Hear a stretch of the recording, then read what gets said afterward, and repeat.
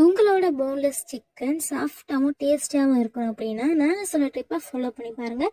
கண்டிப்பாக உங்களோட சிக்கனும் சாஃப்டாகவும் டேஸ்டியாகவும் இருக்கும். இப்போ நான் அதுக்கு 1/2 கிலோ போன்லெஸ் சிக்கன் எடுத்திருக்கேன். அதில் அரை எலுமிச்சம்பழத்தை அப்படியே பிழிஞ்சு விட்டுக்கிறேன்.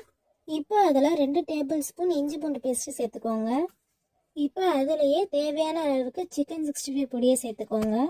இப்போ கொஞ்சம் உப்பு சேர்த்து 2 டேபிள் ஸ்பூன் பச்சரிசி மாவும் சேர்த்துட்டு நல்லா மிக்ஸ் பண்ணிக்கோங்க.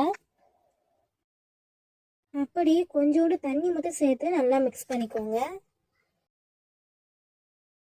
மிக்ஸ் பண்ணதுக்கப்புறமா அதை அப்படியே 1 மணி நேரம் நல்லா ஊற வச்சுருங்க.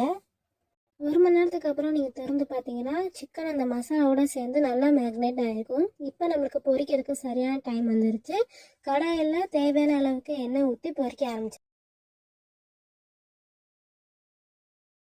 அவ்வளவுதான், நம்மளோட டேஸ்டியான போன்லெஸ் சிக்கன் 65 ரெடி ஆயிடுச்சு. ரொம்ப சாஃப்டாகவும் டேஸ்டியாகவும் இருக்கும். நீங்களும் அதை மறக்காமல் ட்ரை பண்ணி பாருங்கள். பொரிக்க சீக்கிரம் காணாமல் போய்கிட்டே இருக்கும். ஸோ கண்டிப்பாக உங்களுக்கும் தனியாக எடுத்து வச்சுக்கோங்க. தேங்க்ஸ் ஃபார் வாட்சிங்.